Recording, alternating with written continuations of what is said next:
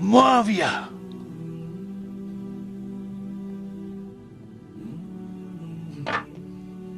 तुम्हें 2 लिबास और पेट भर के खाने से ज्यादा क्या चाहिए? अम्बाले गनीमत खलीफा और उनके मुतवल्लियों के पास क्या कर रहा है? अपनी जाती सरवत की तरक्की, इस भूखी उम्मत की खुशहाली या आबादी के लिए खर्च हो रहा है? सर अबू जर गिफारी रज़ियल्लाहु ताला अन्हु के तो हालात बयान करने के लिए बड़ा पत्थर का दिल चाहिए, इतने सोजो गुदास वाली जिंदगी। हाँ, जामिया तिरमिज़ी में हदीस है, नबी सल्लल्लाहु अलैहि वसल्लम ने इरशाद फरमाया कि इस नीली छतरी के नीचे अबू जर गिफारी से सच्चा इंसान कोई नहीं। कौन कह रहा है? नबी सल्लल्लाहु अलैहि वसल्लम, जो खुद सादिक और अमीन। और जामिया तिरमिज़ी में एक और हदीस है, नबी अलैहिस्सलाम ने फरमाया कि अबू जर गिफारी से बढ़कर कोई अहद वफा करने वाला और ज़ुहद में मेरी उम्मत में नहीं है। ये मेरी उम्मत में ईसा इब्ने मरियम की मिसल है, अबू जर गिफारी। और ईसा इब्ने मरियम वो है जिनके बारे में रवायतों में आता है कि वो दुनिया से इतने जाहिद थे कि वो बर्तन में पानी भी नहीं पीते थे। वो कहते थे ये दुनिया का माल है, अपने हाथों में पानी पिया करते थे। यानी दुनिया को 3 तलाकें दी हुई थी। तो नबी अलैहिस्सलाम फरमाया मेरी उम्मत में सैयदना ईसा इब्ने मरियम की मिसल ज़ुहद में अबू जर गिफारी है। ये लफ्ज है अबू जर गिफारी, गफ्फारी नहीं है लफ्ज, गिफारी जेर है और फा के ऊपर तशदीद भी नहीं है। तो अबू जर गिफारी रज़ियल्लाहु ताला अन्हु अलैहि सलाम नबी अलैहिस्सलाम के लाडले असहाब में से थे। सही बुखारी में इनके कबूल इस्लाम का पूरा वाकया मौजूद है। इन तक जब दावत पहुंची कि इस तरह एक पैगंबर आए हैं मक्के की सरजमीन में जिन्होंने दावा नबूवत किया, तो ये इन्होंने पहले अपने भाई को भेजा कि खैर खबर लेके आओ, तो उन्होंने बताया हाँ इस तरह एक शख्स है। फिर ये खुद रखते सफर बांध के नबी सल्लल्लाहु अलैहि वसल्लम की खिदमत में हाजिर हुए मक्का शरीफ में। तो सही बुखारी में आता है कि ये गए, यानी मक्का शरीफ में अब डर भी रहे थे मैं, क्योंकि इनको पता था कि नबी इस्लाम की मुखालफत भी बहुत ज्यादा है कि अगर मैं किसी से नबी इस्लाम के बारे में पूछा तो हो सकता है मेरे साथ कोई ऐसी एक्टिविटी परफॉर्म ना कर दे। तो ये हरम मक्का में इन्होंने डेरा डाल लिया और कहते हैं मैं जितने दिन वहां रहा ना तो आबे जमजम ही पीता था। जब मेरी खजूरें खत्म हो गई, जमजम खाने का काम भी करता था और पीने का भी, जमजम ताकत वाला पानी। तो कहते हैं सबसे पहले मेरी जिस शख्स से मुलाकात हुई वो सैयदना अली इब्ने अबी तालिब थे रज़ियल्लाहु ताला अन्हु अलैहि सलाम। तो कहते हैं हजरत अली ने जब मुझे ऑब्जर्व किया ना तो मुझे अपने साथ घर ले गए कि परदेसी है, खाना शाना खिलाया, रात ठहराया। कहते हैं ना उन्होंने मुझसे पूछा कि किस लिए आए हो, ना मैंने उनको बताया। ये मैं आपको अखलाकियात बता रहा हूं कि दावत का काम कितना ठंडे करके करना पड़ता है। आप तो कहते हैं पहले दिन ही किसी को रफुल ईदैन शुरू करवा दें, इतना आसान नहीं होता ये। तो दूसरा दिन भी इसी तरह गुजरा, तीसरा दिन भी। तो 3 दिन के बाद अबू जर गिफारी ने खुद हजरत अली पे एतमाद किया और उनको अंदाजा हुआ कि ये बड़ा, तो उन्होंने कहा मैं यानी और हजरत अली ने भी एक्सपोज नहीं किया कि मैं नबी इस्लाम के करीबी लोगों में से हूं। तो उनका कि मुझे तुम एक अच्छे इंसान लगे हो तो मैं इस काम के लिए आया हूं, तो तुम मुझे गाइड करो मोहम्मद इब्ने अब्दुल्ला के बारे में, मैं उनसे मिलना चाहता हूं सल्लल्लाहु अलैहि वसल्लम। तो सैयदना अली ने कहा कि वाकई वो तो अल्लाह के पैगंबर हैं और इस तरह। तो फिर वो हजरत अबू जर गिफारी को नबी इस्लाम के पास ले गए। नबी इस्लाम के पास थोड़ी देर बैठे, उन्होंने इस्लाम कबूल कर लिया। और सर इस्लाम क्या कबूल किया, इतना आला दर्जे का ईमान। नबी इस्लाम फरमाया तुम अपने कबीले में वापस चले जाओ, जब मक्के में हमारा गलबा होगा या कोई अल्लाह ताला राह निकालेगा, अभी तो जो भी इस्लाम कबूल करता है उसकी फैंटी लगती है, तो मैं कोई ना कोई तुम्हें मतलब बता दूंगा, अभी तुम अपना ईमान पोशीदा रखो, अपने इलाके में चले जाओ। उनका या रसूलल्लाह ऐसे नहीं हो सकता। वो जनाब आगे मक्के खाना काबे के अंदर आके उन्होंने कहा मैं गवाही देता हूं कि अल्लाह एक है और मोहम्मद सल्लल्लाहु अलैहि वसल्लम उसके रसूल है। तो मुशरिकीन अरब उन पे टूट पड़े, खूब मारा। हत्ता कि अब्बास बिन अब्दुल मुत्तलिब जो उस वक्त तक मुसलमान नहीं हुए थे, नबी इस्लाम के चचा थे, لیکن چونکہ بنو ہاشم سے تھے اور بنو ہاشم آپ کو پتہ ہے متولی تھے کعبہ شریف کے، انہوں نے اپنے آپ کو ابو ذر غفاری کے اوپر گرا لیا کہ تاکہ ان کو کوئی مارے نہ. انہوں نے کہا تمہیں پتہ نہیں ہے قبیلہ یعنی غفاری قبیلے سے تعلق رکھتا ہے تو اس کے قبیلے کے لوگ آ کے یہاں پہ لڑائی کریں گے ہم سے. کیونکہ قبائلی سسٹم تھا نا، اس میں یہ نہیں دیکھا جاتا تھا کہ اس کا مذہب کیا ہے، پہلے نمبر پہ دیکھا جاتا ہے یہ ہمارے قبیلے کا ہے، تم نے ہمارے قبیلے کے بندے کو مارا ہے تمہیں نہیں چھوڑیں گے. اسی وجہ سے آپ دیکھیں نا بنو ہاشم اسلام قبول نہ کرنے کے باوجود نبی علیہ السلام کی پشت میں تو کھڑے رہے نا، اور یہ پہلے بھی ہوتا رہا. قرآن حکیم میں آتا ہے نا کہ شعیب علیہ السلام کی قوم کیا کہتی ہے، اے شعیب اگر تیرا قبیلہ تیرے ساتھ نہ ہوتا کب سے تیرا کام کر چکے ہوتے. اس لیے انبیاء ڈومیننٹ قبائل میں آتے ہیں جو شریف النفسی والے ہوتے ہیں، جن میں ایک سسٹم ہوتا ہے پورا. تو اور پھر جو ہے نا وہ اگلے دن پھر ابو ذر غفاری نے اس طرح کلمہ پڑھا، پھر ان کی پٹائی ہوئی، پھر حضرت عباس نے ان کو بچایا اور پھر وہاں سے یعنی وہ چلے گئے. یہ پوری حدیث صحیح بخاری میں ہے، اور بلکہ بخاری میں پورا ایک چیپٹر ہے ابو ذر غفاری کے اسلام لانے کا واقعہ. امام بخاری نے ابو ذر غفاری کا پروٹوکول یہ رکھا ہے کہ اسلام کا پورا چیپٹر بنایا ہے ابو ذر غفاری کے اسلام لانے کا واقعہ. باقی یہ درویش صفت آدمی تھی اور دنیا کو 3 طلاقیں دی ہوئی، اور وہ اس لیے کہ انہوں نے نبی علیہ السلام کو بڑا کلوزلی آبزرو کیا تھا. نبی علیہ السلام کی جتنی احادیث دنیا سے زہد اور دنیا پرستی کی مذمت پہ ہے نا، اکثر احادیث کے راوی ابو ذر غفاری. چونکہ انہوں نے نبی علیہ السلام کو بڑا کلوزلی آبزرو کیا تھا تو اس لیے وہ صحابہ کرام پہ جب دنیا کے خزانے کھول دیے گئے، اور بعض اصحاب اور بعض تابعین میں انہوں نے جب دنیا کی محبت میں غلبہ اور عیاشی کا لیول دیکھا تو ان سے وہ برداشت نہیں ہوتا تھا.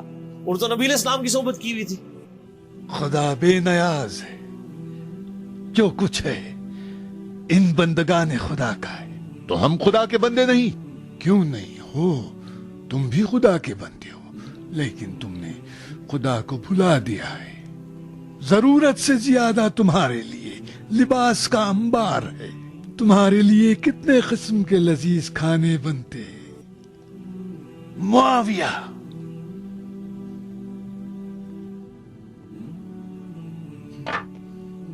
تمہیں 2 لباس اور پیٹ بھر کے کھانے سے زیادہ کیا چاہیے؟ اموال غنیمت خلیفہ اور ان کے متولیوں کے پاس کیا کر رہا ہے؟ اپنی ذاتی ثروت کی ترقی، اس بھوکی امت کی خوشحالی یا آبادی کے لیے خرچ ہو رہا ہے. وہ کہتے تھے یہ دیکھو یار، ہم لوگ تو فاقے کرتے تھے اور ہمارا پیغمبر ہمیں یہاں تک تعلیمات دیتا تھا کہ اے اللہ محمد اور آل محمد کو بس اتنا ہی رزق دینا کہ روح اور جسم کا رشتہ برقرار رہے. یہ حدیث بخاری و مسلم میں ہے، اور بخاری و مسلم میں حدیث ہے حضرت عمر کو نبی علیہ السلام نے ڈانٹتے ہوئے کہا جب وہ چٹائی کے نشان دیکھے، ان کا یا رسول اللہ رو پڑے کہ کیسر و کسرا تو دنیا کے مزے لوٹ رہے ہیں اور آپ اللہ کے نبی. تو آپ فرمایا کہ تم اس پہ خوش نہیں کہ وہ دنیا کے مزے لوٹیں اور تم آخرت کی سعادت لوٹو؟ اور لگتا ہے عمر تم پہ دنیا کی حقیقت آج بھی نہیں کھلی. جن لوگوں کے سامنے یہ ساری چیزیں تھیں، جن لوگوں نے نبی علیہ السلام کا وہ پیریڈ دیکھا تھا، پھر ان کو یہ بھی پتا تھا کہ بخاری و مسلم میں نبی علیہ السلام کے جو آخری خطبات میں سے شہدائے احد کے اوپر جو نماز جنازہ آپ نے 8 سال بعد پڑھی، اور وہاں پہ آپ نے جنازے یعنی ادھر قبرستان میں خطبہ دیا عبرت کے لیے، اور اس میں کئی چیزیں تھیں. ایک تو یہ تھی کہ یہ یہاں پہ وہ لوگ دفن ہیں جنہوں نے اسلام کے لیے قربانی دی ہے اور ان کا پھل تم نے کھانا ہے. وہ دنیا سے اسی طریقے سے گئے ہیں، دفن میں نہیں دیا گیا کئی لوگوں کو. نمبر 2، اسی میدان میں مال غنیمت سمیٹنے کی وجہ سے ایک فتح شکست میں بدل گئی تھی، جبکہ اللہ کے نبی بھی موجود تھے، اللہ نے اس کا بھی لحاظ نہیں کیا، اور وہ فتح شکست میں بدل گئی کہ انہوں نے مال غنیمت لپیٹنے میں نبی علیہ السلام کی حکم عدولی کر دی، تو تاکہ بعد میں یہ معاملہ نہ ہو. تو وہاں آپ کا خطبہ بخاری مسلم دونوں میں آپ نے فرمایا کہ، اور حضرت عقبہ ابن عامر کہتے ہیں میں نے آخری دفعہ نبی علیہ السلام کو ممبر پہ اسی دن دیکھا تھا. آپ نے فرمایا کہ میں اللہ کی قسم اپنے حوض کوثر کو اس وقت دیکھ رہا ہوں، اللہ نے دکھا دیا. اور آپ نے فرمایا کہ مجھے یہ خطرہ نہیں ہے کہ تم میرے بعد شرک کرنے لگو، لیکن مجھے ڈر ہے کہ تم دنیا کے مال میں پھنس جاؤ گے اور پھر تم ایک دوسرے کو قتل کرو گے جس طرح اگلی قوموں نے کیا، اور تم بھی تباہ و برباد کر دیے جاؤ گے جس طرح اگلے. اس سے زیادہ کیسے آپ ڈر سناتے؟ اب یہ ساری چیزیں موجود تھیں. آپ فرمایا مجھے خطرہ یہ ہے کہ دنیا کا مال تم پہ کھول دیا جائے گا، ان قریب کیسر و کسرا کے خزانے تمہارے پاس آ جائیں گے، جو بخاری مسلم میں آتا ہے نا کہ نبی علیہ السلام نے کہا کہ مجھے اللہ نے 2 خزانے عطا کر دیے، ٹھیک ہے، زمین کی خزانوں کی چابیاں، اور جس سے وہ بریلویوں نے کچھ اور ہی قیدا بنا لیا. اس میں موجود ہے کہ کیسر و کسرا کے خزانے، یعنی آپ کو بتایا گیا کہ رومن اور پرشین امپائر جو ہے مسلمان فتح کر لیں گے یرموک اور قادسیہ کے اندر، اور مسلمانوں کے پاس وہ دولتیں آ جائیں گی. پھر آہستہ آہستہ وہ بھی اسی دنیا کی محبت کا شکار ہو جائے گی. اب یہ ساری باتیں حضرت ابو ذر غفاری کے سامنے تھی، حتیٰ کہ صحیح بخاری میں آتا ہے کہ ابو ذر غفاری کہتے ہیں مجھے دن یاد ہے کہ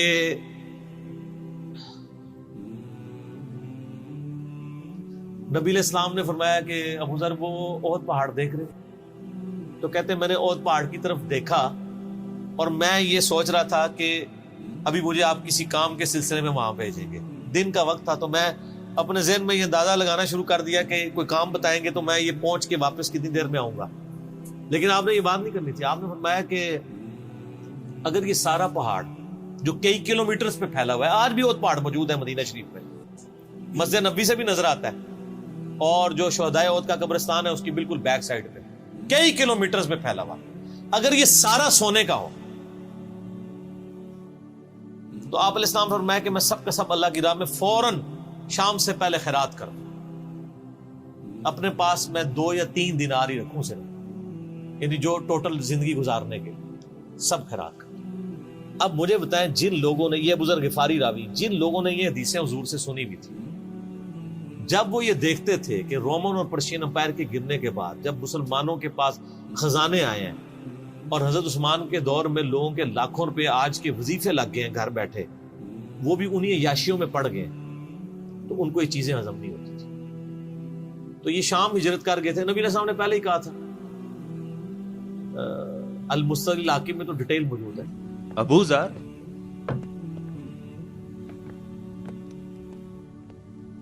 آخر تم کون ہو؟ کل میں کون ہوں گا معلوم نہیں، مگر آج میں بتکدے میں ابراہیم ہوں. تعجب ہے تم جیسے رسول کے صحابی پر مسلمین کے دارالخلافت کو بتکدے سے تعبیر کرتے ہو. مجھے ذرا برابر بھی شک نہیں ہے، جبکہ میرے سامنے ہی وہ جعلی حدیث بنائی جاتی رہی. اب کدو خریدنے پر کس کو جنتی بناؤ گے؟ میں تم سے پوچھتا ہوں مروان، جھوٹی حدیث بنانے والا، کعب کس بت کی شبیہ ہے؟ اتنا وقت نہیں ہے جو تمہاری بکواس سنے.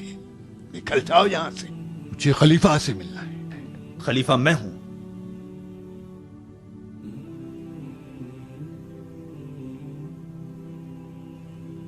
پھر تو میں تم پر فاتحہ پڑھ کے جاؤں گا. کان کھول کے سن غفاری دیوانے، پھر کبھی اگر سنا کہ تم نے کوئی فتویٰ دیا ہے تو تمہاری زبان کھینچ لوں گا. جاؤ دفع ہو جاؤ. یہاں پہ میں آپ کو ضمن بتا دوں، اکثر لوگ صحابہ کرام کے حالات و واقعات کے بارے میں پوچھتے ہیں، مطلب پوری زندگیاں لگ جائیں تو وہ واقعات بیان کرتا رہے انسان، ختم نہیں ہوتا. اس میں 3 بڑی کتابیں ہیں جو یعنی اہل سنت کے ائمہ نے لکھی ہیں. اس میں جو ٹاپ آف دا لسٹ کتاب ہے وہ ہے اسد الغابہ. امام ابن اثیر المتوفا 630 ہجری نے 8000 صحابہ کے حالات و واقعات جمع کیے ہیں اس کے. یہ اردو میں ترجمہ ہو چکا ہے شرح کے ساتھ. اس کی شرح لکھی ہے الاصابہ امام ابن حجر اسقلانی نے، المتوفا 852 ہجری. 8000 صحابہ کے حالات و واقعات، یہ سب سے بڑا ذخیرہ ہے ہمارے پاس. اسد الغابہ کی شرح الاصابہ، اور ایک اور کتاب ہے امام ابن عبد البر المتوفا 463 ہجری الاستیاب، ان کی کتاب ہے. وہ ابھی اردو میں ٹرانسلیٹ نہیں ہوئی ہے. اور اس کے علاوہ فضائل صحابہ جو چیپٹر ہیں بخاری میں، مسلم میں، وہ آپ کو چند ایک واقعات ملیں گے. ڈیٹیلڈ آپ کو المستدرک للحاکم میں جو 4تھی اور 5ویں جلد ہے نا، جو اردو ترجمے والی بریلویوں نے چھاپی ہے، وہ تو ساری ہے ہی صحابہ کرام کے بارے میں، اور ڈیٹیلڈ حالات ہیں. ابو ذر غفاری کے بارے میں بھی آپ کو آلموسٹ جتنی میں حدیثیں بیان کر رہا ہوں آپ کو مل جائیں گی. اس میں یہ حدیث نبی علیہ السلام نے، یعنی یہ حدیث ہے المستدرک للحاکم میں صحیح سند سے، کہ فرمایا آپ علیہ السلام نے کہ ابو ذر تیرا کیا حال ہوگا جب تو بھوسا لوگوں میں رہ جائے گا. اور آپ نے یوں انگلیاں ڈالی. اور ابو ذر غفاری کا انتقال 32 ہجری میں ہوا ہے حضرت عثمان کے دور. یہ بات عبداللہ بن عمرو بن عاص کے بارے میں نہیں کہی تھی؟ وہ بھی ہے, وہ تو صحیح بخاری میں ہے. عبداللہ بن عمر بن عاص کو نبی علیہ السلام نے فرمایا تھا کہ تو بھوسا لوگوں میں رہ جائے گا. سیم الفاظ حضرت ابو ذر غفاری کے بارے میں حاکم میں ہے. آپ مسلسل حاکم کا چیپٹر کھولیں. وہ تو یزید کے دور تک گئے تھے نا, یہ حضرت عثمان غنی کے دور میں بہت ہوئے. انہیں حضرت عثمان غنی برے نہیں تھے نعوذ باللہ, یعنی ان کے دور میں عیاشی کا لیول لوگوں کا یہ ہو گیا تھا. تو یہ یعنی اس میں پھر حدیث میں الفاظ ہیں نبی علیہ السلام سے, پھر انہوں نے کہا یا رسول اللہ میں کیا کروں, تلوار اٹھا لوں؟ آپ فرمایا صبر کرنا اور اپنی زبان سے تم حق بات کی تلقین کرتے رہنا, پھر آپ کو حاکم میں ملے گا. نبی علیہ السلام فرمایا کہ ان قریب تمہیں مدینے سے نکال دیا جائے گا, شام چلے جاؤ گے وہاں سے بھی نکال دیا جائے گا. اور سر ایک بڑی دردناک حدیث ابو ذر غفاری کے پاس, وہ حاکم میں ہی ہے, المستدرک الحاکم میں. ہاں غزوہ تبوک آپ کو پتا ہے ایک ایسا غزوہ تھا جس میں جو شرکت نہیں کرے گا وہ منافق ڈکلیئر ہوگا. قرآن میں فتویٰ آ گیا تھا. اس سے پہلے کبھی نفیر عام نہیں تھی, یہ پہلا اور آخری موقع تھا, کیونکہ رومن امپائر سے ٹکرانا تھا. سپر پاور تھی دنیا کی, 1.5 لاکھ کی فوج لے کے کیسرے روم بارڈر پہ آ گیا تھا عرب کے. تو نبی علیہ السلام نے اناؤنسمنٹ کی کہ بھئی اب سب نے جانا ہے, جو نہیں جائے گا منافق شمار ہوگا, الا یہ کہ کسی کے پاس ریسورسز نہ ہو, یا کوئی مریض ہو, یا کوئی عورت ہو, یا کوئی معذور ہو. منافقین آگے بہانے کر رہے تھے, کچھ سادہ لوگ مسلمان بھی اس کا حصہ بن گئے. بخاری مسلم میں 3 اصحاب کی توبہ کا واقعہ بھی موجود ہے, وہی میری ویڈیو ریکارڈڈ ہے.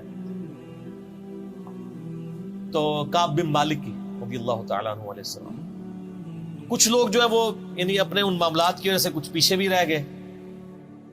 تو المستدرک الحاکم میں آتا ہے کہ صحابہ کرام کہتے ہیں کہ ہم نبی علیہ السلام کے ساتھ سفر پہ نکلے نا جب, تو نبی علیہ السلام کو آگے کوئی بتاتا تھا, کہتا تھا یا رسول اللہ وہ جو فلاں بندہ تھا نا وہ بھی کوئی نہیں آیا, پیچھے رہ گیا.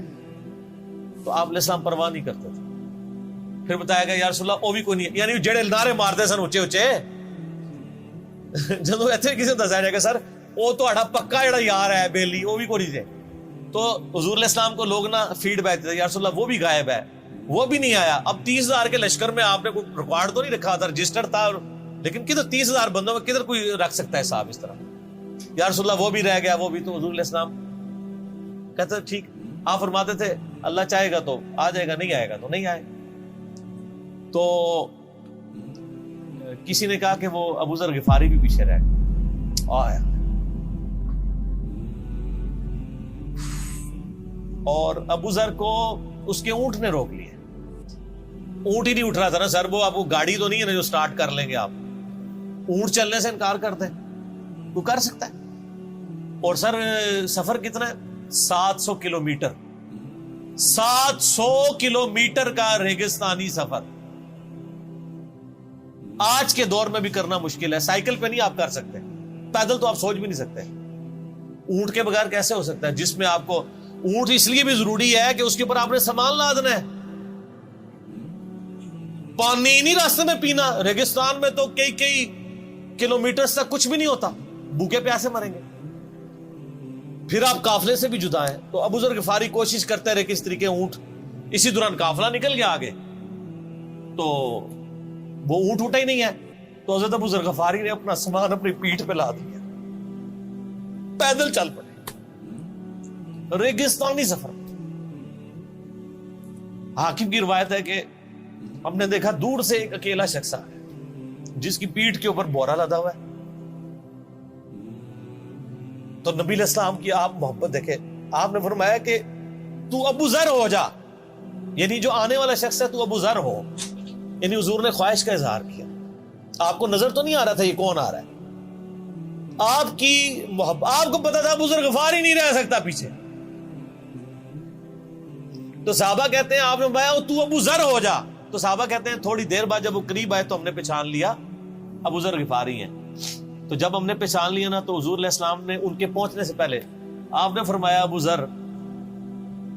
ذر کو دیکھو اکیلا آ رہا ہے, اکیلے ہی دنیا سے جائے گا, اور قیامت الدن بھی اکیلا اٹھایا جائے گا. دنیا سے کیا کہہ رہے گے. صحیح بخاری میں آتا ہے کہ حضرت عثمان غنی رضی اللہ عنہ کے دور میں چکے یہ اس حدیث کا بھی کچھ حصہ باقی ہے، میں بعد میں بیان کروں، پہلے میں اس کو کنکلوڈ کر لوں کہ صحیح بخاری میں آتا ہے کہ حضرت ابو ذر غفاری شام چلے گئے تھے، وہاں پہ چونکہ گورنر تھے حضرت معاویہ رضی اللہ تعالیٰ عنہ، وہ قرآن کی وہ جو سورہ توبہ کی آیات ہے نا کہ جو لوگ سونا اور چاندی جوڑ کے رکھتے ہیں یہ گرم کر کے ان کی پیٹھوں پہ، ان کے ماتھے کے اوپر لگایا جائے گا قیامت والے دن، تو وہ یہ آیت پڑھا کرتے تھے، اور حضرت معاویہ سے ان کا جھگڑا رہتا تھا کہ تم لوگ جو یہ مال جوڑ رہے ہو نا اور یہ اتنے خزانے تم لوگوں نے بنا لیے ہیں، یہ نبی علیہ السلام کی تعلیمات کے خلاف ہے۔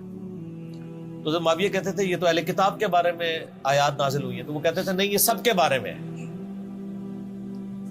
اب شرعی حکم یہ ہے کہ مال آپ جوڑ سکتے ہیں اگر آپ زکوٰۃ دے رہے ہیں، لیکن یہ پسندیدہ نہیں ہے، طریقہ نبوت یہ نہیں ہے۔ نبی علیہ السلام نہیں جوڑ سکتے تھے، پوری زندگی زکوٰۃ دینے کی نوبت نہیں آئی ہے، حالانکہ خمس ملتا تھا، خیرات کرتے تھے۔ ابو ذر غفاری کا جھگڑا یہ تھا کہ تم تو نبی کے اصحاب ہو، تم لوگوں کو یہ زیب ہی نہیں دیتا کہ تم لوگ اس طرح کے محلات میں رہو اور اس طرح مال جوڑو۔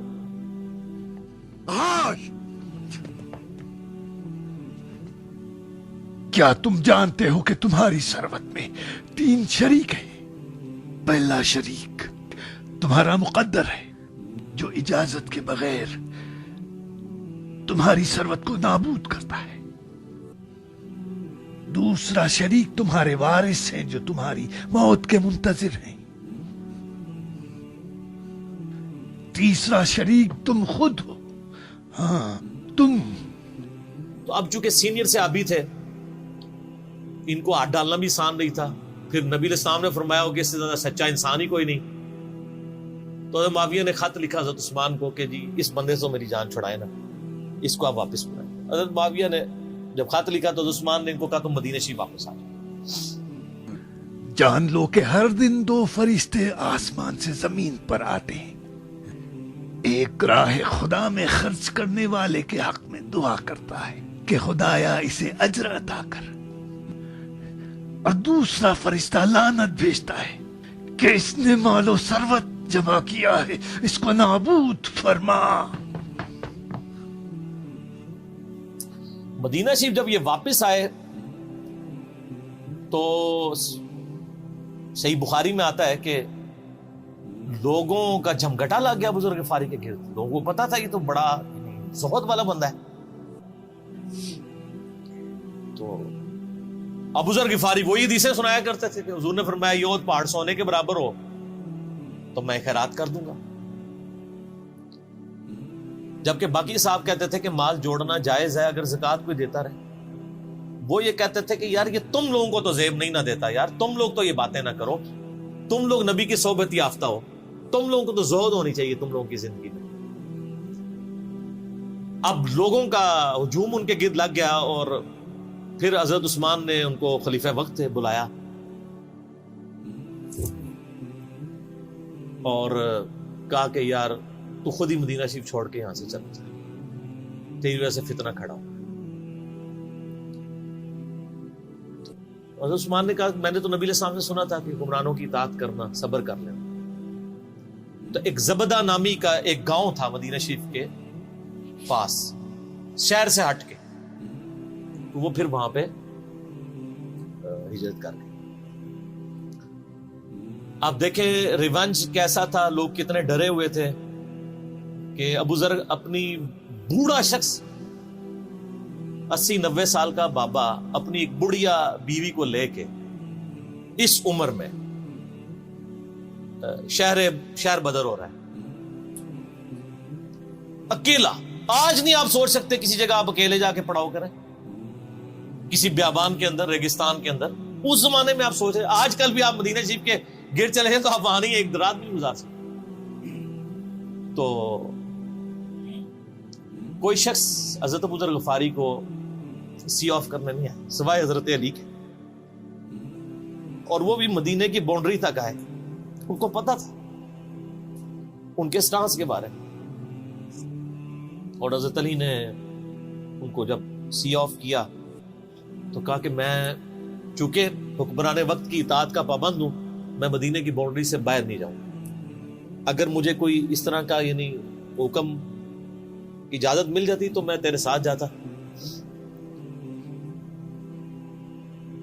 ایران والوں نے حضرت علی علیہ السلام کے زندگی کے آخری 10 سال کے اوپر ایک فلم بنائی ہے، امام علی علیہ السلام. اس میں ابو ذر غفاری کے سارے واقعات انہوں نے فلمائے ایسے دیکھنے والے. جب مولا علی چھوڑنے آتے ہیں، پھر جو ان کی ڈیبیٹس ہوتی ہیں مدینہ شریف میں لوگوں کے ساتھ، وہ ساری انہوں نے ویڈیو میں فلما دی. پھر یہ چلے گئے وہاں پہ رہنے شروع ہو گئے.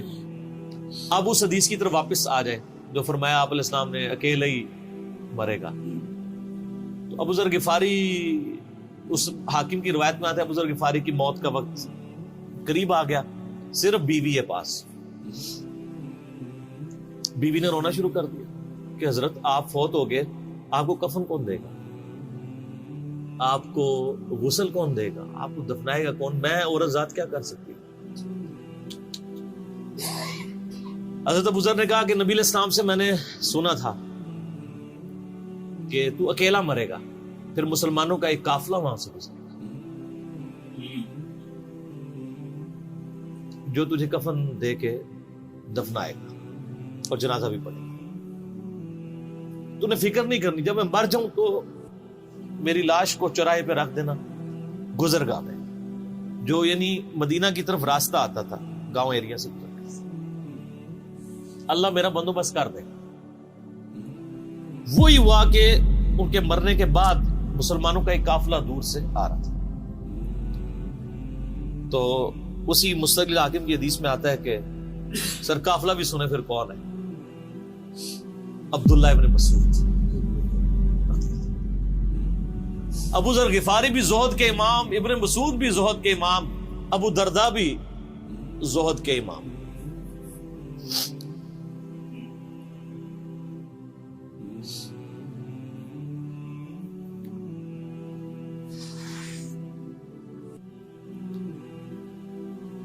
ابن مسعود رضی اللہ تعالیٰ عنہ جب وہاں پہ رکے، ان کو تو نہیں پتا تھا یہ کون ہے.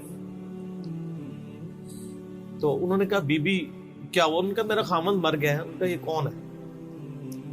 تو انہوں نے کہا ابو ذر غفاری. عبداللہ ابن مسعود کی چیخ نکل گئی، چیخ ماری انہوں نے.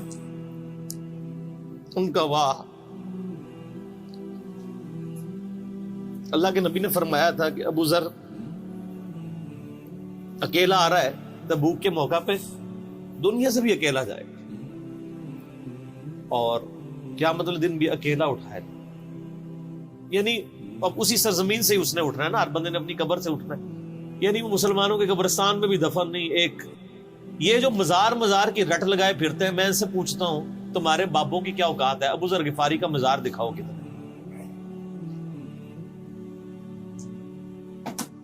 جو اس روئے ارض پہ نیلی چھتری کے نیچے سچا ترین انسان جس کو اللہ کے نبی کہہ رہے ہیں، اس کا کوئی مزار نہیں ہے.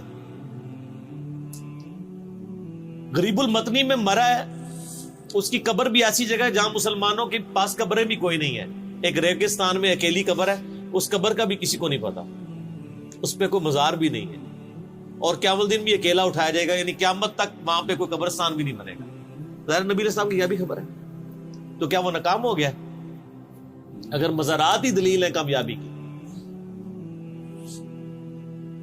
تو عبداللہ ابن مسعود رضی اللہ تعالیٰ نے ان کو غسل دیا، کفن دیا اور دفنا دیا. یہ پوری ڈیٹیلز آپ کو المستقل حاکم میں مل جائے گی. تو ابو ذر غفاری ان چند شخصیات میں سے ہیں جن میں پوری امت کا اتفاق ہے ان کی نیکوکاری کے اوپر.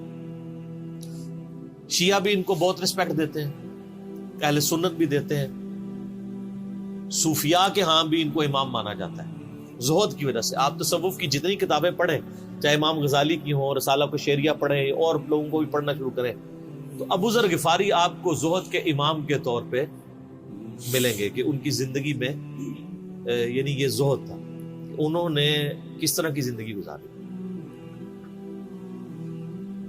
سر لوگ مجمع میں مرتے ہیں، ان کو یاد کوئی نہیں کرتا، اور ابو ذر غفاری کو آج بھی دنیا یاد کر رہے ہیں، ہم بھی یاد کر رہے ہیں رضی اللہ تعالی عنہ علیہ السلام. اللہ تعالیٰ قیامت والے دن ہمیں ایسے نیکوکار لوگوں کا ساتھ نصیب فرمائے، آمین ثم